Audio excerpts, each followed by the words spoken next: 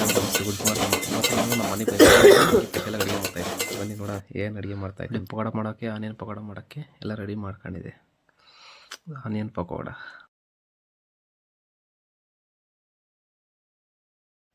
ನೋಡಿ, ಇಲ್ಲಿ ನಮ್ಮ ತಂಗಿ ಆನಿಯನ್ ಪಕೋಡ ಬಿಡ್ತಾಯಿದ್ದೆ. ನಾನಂತೂ ಇಷ್ಟಿಷ್ಟು ಇರ್ಬೋದು, ನನಗೋಸ್ಕರ ಆನಿಯನ್ ಪಕೋಡ ಮಾಡ್ತಾ ಐತೆ. ನಾನು ಮನೆ ಬಂದರೆ ಸಾಕು, ನಮ್ಮ ತಂಗಿ ನನಗೋಸ್ಕರ ಏನೋ ಒಂದು ಸ್ಪೆಷಲ್ ಅಡುಗೆ ಮಾಡ್ತಾನೇ ಇರುತ್ತೆ. ಆನಿಯನ್ ಪಕೋಡ ಇವತ್ತು ಮಾಡಿದ್ದೆ, ನೋಡೋಣ ಟೇಸ್ಟ್ ಹೆಂಗಿರುತ್ತೆ ತಿಂದು.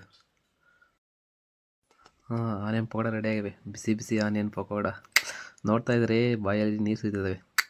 ತಿಂದು ನೋಡೋಕೆ ಹೆಂಗಿರ್ತವೆ ಅಂತ. ನೋಡಿ, ಇವಾಗ ನಮ್ಮ ತಂಗಿಗೆ 10 ತಿಂಗಳಾಗಿದೆ. ಆದರೂ ನಾನು ಬಂದಿದ್ದ ಅಂತ ನನಗೋಸ್ಕರ ಅಡುಗೆ ಮಾಡ್ತಾಯಿದ್ದೆ. ಇಂಥ ತಂಗಿ ಯಾರ್ಯಾರಿಗಿರಲ್ಲ. ವಾವ್.